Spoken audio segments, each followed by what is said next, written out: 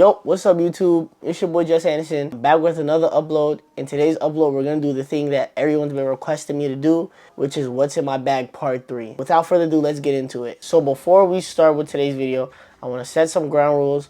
All the shoes that was in what's in my bag part 2 are not included in this video. This is a different roster, so let's just keep that in mind so no one come in my comments asking where's the Kai 1, where's the D-Book 1, or so on and so forth. These are all different shoes that I'm putting in this top 5 of the honorable mention. Yeah, top 5 of the honorable mention. So basically 6 shoes today.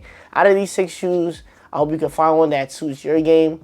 But without further ado, let's get into the first shoe of the day. So like the last 2 times I've done this type of video, we're going to start with the honorable mention. The honorable mention that we're going to go with for today's What's in My Bag Part 3 is the Wade All City 13s. So for a quick recap, like you guys know, or like I stated in the performance test for this shoe, the shoe has Vajra skin on the materials, which is completely different material from any other brand. This is strictly like lightning way of Wade type of tech. Traction is amazing. It is a GCU rubber, which is very, very sticky on the court. It'll definitely stick to the court, and it's one of those shoes where I like to say personally, it's a shoe where the shoe may stop, but your foot may not stop. For a cushion, we have full-length boom foam midsole, and for fit, true to size. Now that we have all those things out the way, here's what I would personally say and recommend about this shoe. This shoe could definitely work for guards and big men alike. It is very, very good. However, I feel like my colorway, which is the Interstellar colorway, kind of held my shoe back because the materials took some time to break in, which I feel like is going to be a deal breaker for some people. And I would like to be that guy that tells you this before you guys think about purchasing the shoe. But the materials was a little skeptical. The cushion took some break-in time. You know, it took a while for the cushion to really break in. So with this shoe, I put it in the honorable mention spot because it does take some time for your foot to get adjusted to the shoe. But once it is adjusted, that you're perfectly fine. With that being said, if you guys like the shoe, I would definitely recommend the shoe for most people. It is a really good shoe. You just have to be aware of the break-in time. But outside the break-in time, with the cushion and the materials, the traction and the support is really good. For the number 5 spot on today's video, we're going with the two-way V5s. So like the honorable mentions, we're going to quickly recap everything that's in this shoe just so we can just talk about the shoe. So for traction, multi-directional traction, really good. Kind of slippery on certain courts depending if the court's good or not, but for the most part, traction is good. In terms of materials, it's an engineered mesh upper. Feels amazing. I can't curse, but it feels amazing. If you know, you know. It's a really, really solid material setup, and break-in time is basically non-existent. In terms of cushion, you have a mixture of Fuel Cell and Fresh Foam X in the ball and heels of your feet, which gives a smooth, responsive ride. Very, very comfortable. I think this is one of the most comfortable shoes I've ever tried out of all the shoes I've tried so far. So in that department, you're good. For the fit, the shoe does run long and narrow. On the New Balance website, you have the option to go standard or width, meaning that for wide footers, the shoe has a other option, or New Balance gives other option for wide footers. So in case you have wider feet than most people, you could buy your size in a wide foot. Personally, me, I went with the standard option and my size, which is a 9.5, and the shoe felt amazing to me. We got the quick recap done with. We can talk about the pros and the cons of the shoe. First, we're gonna start with the pros of the shoe. What I would say about the two-way V5 is that it is a very comfortable shoe. The cushion and the materials really do its job, where on first wear, the shoe is just amazing. Like, it feels good. It's very comfortable. It feels like you've always played in the shoe and that you never bought the shoe for the first time. The only cons that I'll say for the V5 is the traction. At certain points, the shoe will give out on you, maybe resulting in you probably slipping or tripping or getting crossed up. You never know. But sometimes the traction does give out. But I will say, if you just wipe the bottom of the shoe and just be a hooper, it'll be gone by like the next play. You just have to like wipe a lot for this shoe.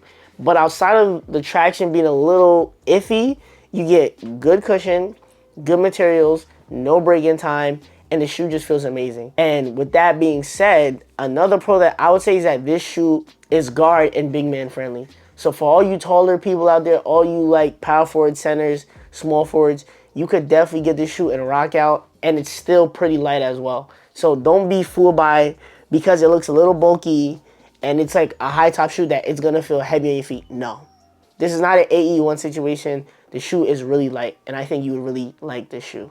So that being said, the V5. For the number 4 spot for today's video, we are going to go with the Tatum 3 Side Chalk. You guys know the deal already. I'm going to give a quick recap, and then we're just going to talk about the pros and the cons of the shoe. So to start off with the Tatum 3s, the traction that is on the Tatum 3s is a rubber traction. Grips on mostly any court, which is shocking because most of the Tatum tractions was basura. So let's get that out of the way. The materials, the shoe is a mixture of textile with nylon on the toe and the collar of the shoe. Really comfortable, feels really good, breathable too, and very lightweight. Fit, I went true to size. That's just me. They run a little snug. I like my shoes snug, so I can't complain. For a cushion, the Tatum 3 has a Cushlon 3.0 in the midsole with a Zoom Air unit. All right, now that we got the quick recap out the way, let me explain why this shoe's at the 4th spot, and let's break down the pros and the cons of the shoe. So starting off with the traction. First and foremost, Jordan Brand, I thanked you on the performance test for this shoe, but I'm going to thank you again. You guys finally got it right. The traction on this shoe is phenomenal. It grips on most courts, and that's all the Tatum shoe really needed. The shoe line just never had good traction. I want to just put that out there. The traction on the Tatum 1 and the 2 was basura, but on the Tatum 3s, they finally got it right. They just went on rubber, and they finally put traction on the whole bottom of the shoe, which just makes the shoe amazing. So that's a pro. In terms of the cushion, I would say the Cushlon was comfortable. However, the impact protection was lacking, which made me have to move to my moving game days to have better impact protection and a little bit of more comfort. So I feel like that's kind of a con on this shoe where the Cushlon is not the best. But if you do get a new pair of Tatum 3s, I would suggest taking out the insoles so they don't glue down to the shoe or stick down to the shoe, and put in something that's more comfortable for your feet, which, you know, could be a move-in, it could be a Victory insole, or it could be just be something else. As long as you could just put something in the shoe that's not the Cushlon 3.0, you're straight. Back to the pro side of things, I would definitely say that the materials are soft and very lightweight. The shoe is very soft and lightweight. The fit, I would definitely go true to size. And in terms of the support is phenomenal. It's a high top shoe. It's not a low top shoe. It's going to hug your ankle, and it's not going to like give that chafing feeling or itching feeling. Really, really good ankle support. Therefore, this shoe is at my number 4 spot for what's in my bag part 3. So for the 3rd spot in today's video, I'm going with my own pair of the Sabrina 2's Demon Slayer edition. Well, I believe the main character that I did it after was definitely Tanjiro Kamado. Please do not kill me in the comments if I got that wrong. But yes, my shoe is just based off of Tanjiro's colorway for sure. All right, so we know the deal already. I'm not going to keep repeating myself. So quick recap time. Let's do it. So for the traction is herringbone traction, and what Nike calls S traction. Works really well on clean courts. However, on dusty courts, you might have to wipe a lot. So there goes that. In terms of materials, the materials that's on the Sabrina 2 is mesh with vinyl overlays on the shoe. For the cushion, the Sabrina 2s have Cushlon 3.0 with a Zoom Air unit in the forefoot. I also want to put out that the Sabrina 2s are lighter than the Sabrina 1s by 28 grams, making it Nike's lightest shoe, or one of Nike's lightest shoes that you could buy right now. In terms of fit, the shoe has a snug feel to it. Not only that, I customized my pair, therefore I got my true size, and it didn't bother me at all. So, you know what time it is. Let's go pros and cons. For pros, shoe is breathable, very flexible. I had like no breaking time with the mesh and the vinyl overlays. Those were amazing. The fit was really, really good. What I would say about the cons for the Sabrina 2 is definitely the traction. The traction is not really good on dusty courts. Like I stated before, you have to wipe a lot on dustier courts. Not only that, it only works on clean courts, which could be a problem because you never know the situation you're going to be in once you hoop in this shoe. What I mean by that is, let's say you're on a road team, or you're on AAU, or you're in college, and you end up using these shoes and you don't know the condition of the court. That could be a hindrance to you when you're trying to perform your best. It may not stick to the court, or it may stick to the court, but you never know because you don't know what the condition of the court is going to be. Not only that, I'll say the cushion has a big break-in time, which takes a very long time for some people. For me, it was a little bit long, but not too long to the point where I stopped hooping in the shoe, but it was long, which kind of, you know, didn't register well with me. I had to take the insoles out and put in my move-ins, and from there on, I've been doing that. Sometimes I go back to the Cushlon because sometimes it does feel good. But for some people, I know that break-in time could really mess up the experience for them.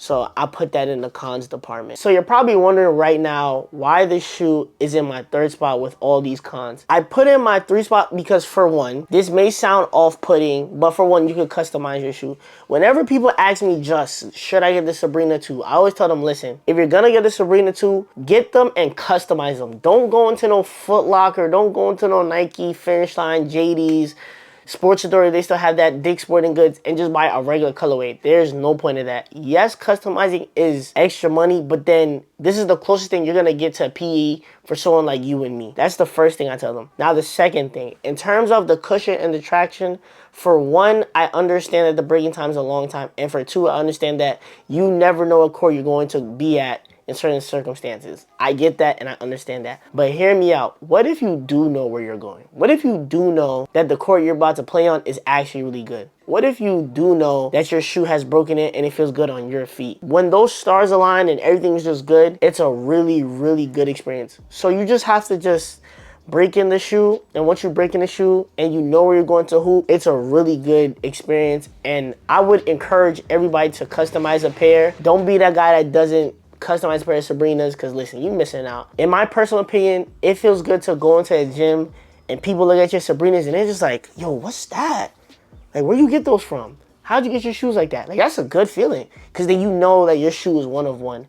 And I feel like that's another reason, well, one of the main reasons I put this at the 3rd spot. Because the other shoes, you can't customize those, but with these, you can make it your own. So for my number 2 spot on today's video, the number 2 spot goes to Sirius Player One Uno edition. So we already know the deal. Quick recap time. For materials, the shoe has a knitted nylon upper with a TPU reinforced threads and also TPU lateral support. For traction, as Sirius Player One calls it, they have tire traction, basically just a rubber outsole, sticks to everything, and it's really, really good. In terms of fit, the shoe does fit really, really well. I went with a 9.5 because, for one, this is the most expensive shoe that's on this list today. So I went with my true size. I wasn't going half a size up or down. I didn't care what people say. Snug fit, 9.5. Yes, get it to me. Simple. Now, in terms of the cushion, now, hold on. I have to put these down. So I'm back. I had to put the shoe down just so I can show you the different cushions that the shoe offers, which is another plus as to why, you know, it's probably 180. So for the red cushion, this is the strength midsole or strength cushion.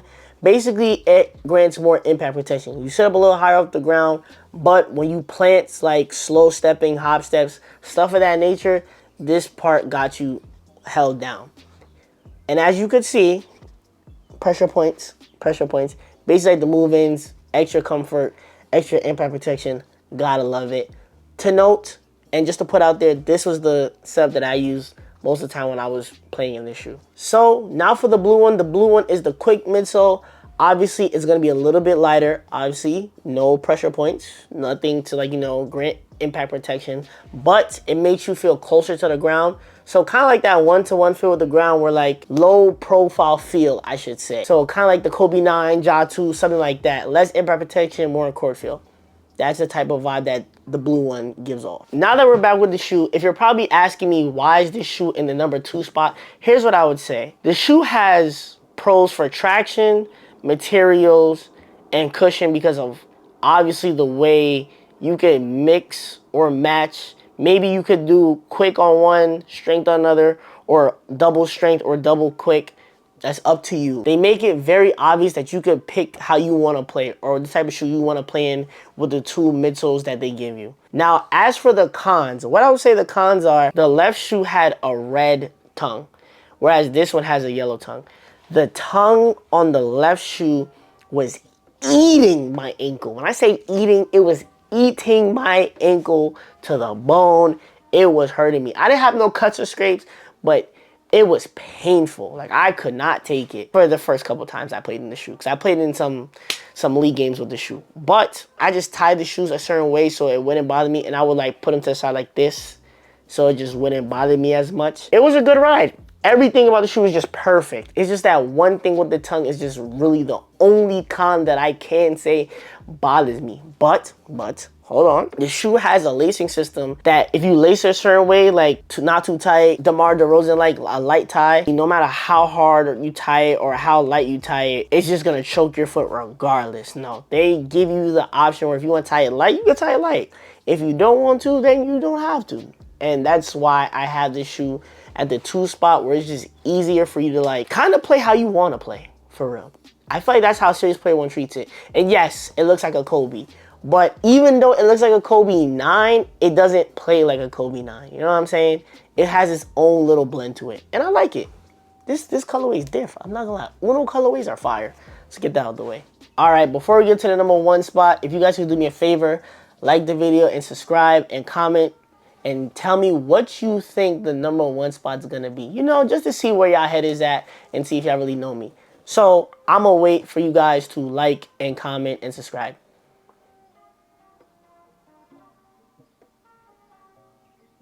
Why are you still looking at me? Hit the like, comment, subscribe button. Yes, you. Now. Click the thumbs up button. You did it? Alright, cool. Let's go to the number 1 spot. Alright, first and foremost, this shoe's a 10 out of 10. There's no cons to this shoe. I'm telling you now, there are no cons to this shoe, so don't look for no cons. Straight pros. But for the number 1 spot in today's video, and the best shoe I've tried from my recent performance test, hands down, EQLZ 360. Now let's get into it. Alright, so you already know, quick recap. Let's get this out the way. In terms of materials, the shoe is knit and leather, and boy, I tell you, that 360 feel, man, oh man, it feels so good. This is like the Harden on crack, literally, like sock shoe. Yes, yes, they hit it out the park. And no, the shoe is not heavy. Don't look at me like, Justin, look at this brick in your hand. Listen, trust, it's comfortable, and the sock feel is chef's kiss. The cushion that could be found on the 360s is a P-back split zone cushioning setup. Really comfortable off the first wear, and I loved every moment of it. Not only that, the shoe has great arch support, which kind of replaces that shank plate that a lot of players are used to. So it just has that great stability for you. So no, the shoe does not have a shank plate, but the arch support on the shoe is really, really good. You're gonna feel stable at all times, so don't even trip. Not only that, the heel to toe ratio is really good on the shoe. According to EQLZ, the shoe is meant to reduce Achilles tendon strains and heel spurts. So therefore, those players with Achilles tendonitis, the shoe got you covered, my brother. Come on, lock into it. For the traction, the shoe has a parametric sand grain traction setup. Grips on any court. I played in this shoe on mostly dusty courts, and I stuck to the ground better than most people in some Kobe's, for real. So listen, these got you held down.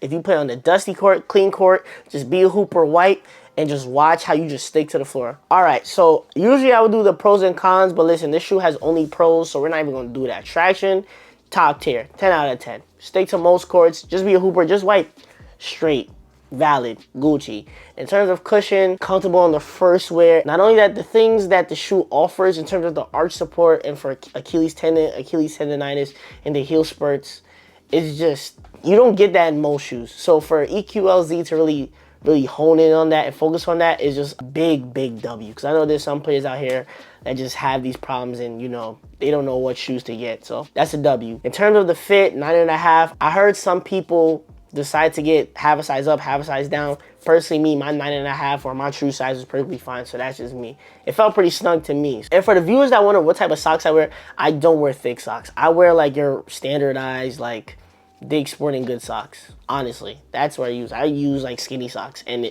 it works perfectly fine for me. In terms of the lockdown and the support, these tentacle looking thingies, they look iffy, but they really hold your foot down in place really, really well. All I can say is that this shoe is just second to none.